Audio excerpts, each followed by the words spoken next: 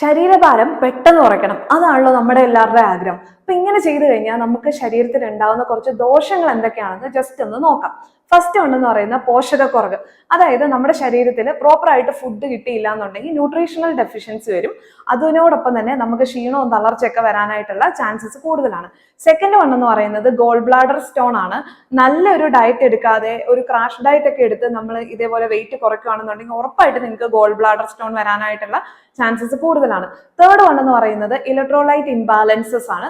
നമ്മുടെ ശരീരത്തിലെ സോഡിയത്തിന്റെ പൊട്ടാസ്യത്തിന്റെ അളവൊക്കെ തെറ്റിക്കഴിഞ്ഞ് കഴിയുമ്പോൾ നമുക്ക് ഈ പറഞ്ഞ പോലെ മൂഡ് സ്വിങ്സ്, മസിൽ വീക്ക്നെസ്, പെട്ടെന്ന് ഉണ്ടാകുന്ന തളർച്ച, ഈവൻ തലകറക്കം ഒക്കെ വരാനായിട്ടുള്ള ചാൻസസ് കൂടുതലാണ്. ഇനി ഫോർത്ത് വൺ എന്ന് പറയുന്നത് നമുക്ക് ഉണ്ടാകുന്ന ഹോർമോൺ ഇംബാലൻസ് ആണ്.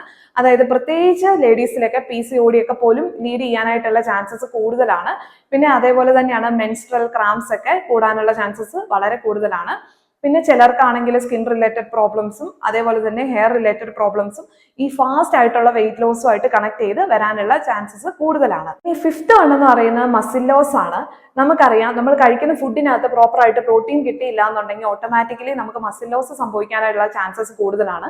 പിന്നെ അതേപോലെ തന്നെയാണ് നമ്മൾ ഭയങ്കരമായിട്ടും വിഗ്രസ് ആയിട്ടുള്ള വർക്കൗട്ടുകളൊക്കെ ചെയ്താലും നമ്മുടെ മസിൽസിനെ അത് അഫക്ട് ചെയ്യാനായിട്ടുള്ള ചാൻസസ് കൂടുതലാണ്. അപ്പോൾ നിങ്ങളൊരു ഡയറ്റ് അല്ലെങ്കിൽ വർക്കൗട്ട് ഒക്കെ ചൂസ് ചെയ്യുമ്പോൾ അതൊരു എക്സ്പേർട്ട് അഡ്വൈസോട് കൂടി മാത്രം ചെയ്യാനായിട്ട് ശ്രദ്ധിക്കുക. പിന്നെ ഒറ്റയടിക്ക് 10 കിലോവും 15 കിലോ ഒക്കെ കുറച്ച് കഴിഞ്ഞാൽ നമുക്ക് ഇതേപോലെയുള്ള ഹെൽത്ത് ഇഷ്യൂ, ഇത് മെയിൻ ആയിട്ടുള്ള കാര്യങ്ങൾ മാത്രമാണ് ജസ്റ്റ് പറഞ്ഞിരിക്കുന്നത്. ഇതിന്റെ ഒരു സീരിയസ് ആയിട്ടിലോട്ട് പോയി കഴിഞ്ഞിട്ടുണ്ടെങ്കിൽ പല രീതിയിലുള്ള സിവിയർ ഹെൽത്ത് ഇഷ്യൂസിലോട്ട് ലീഡ് ചെയ്യാനുള്ള ചാൻസസ് ഉണ്ട്.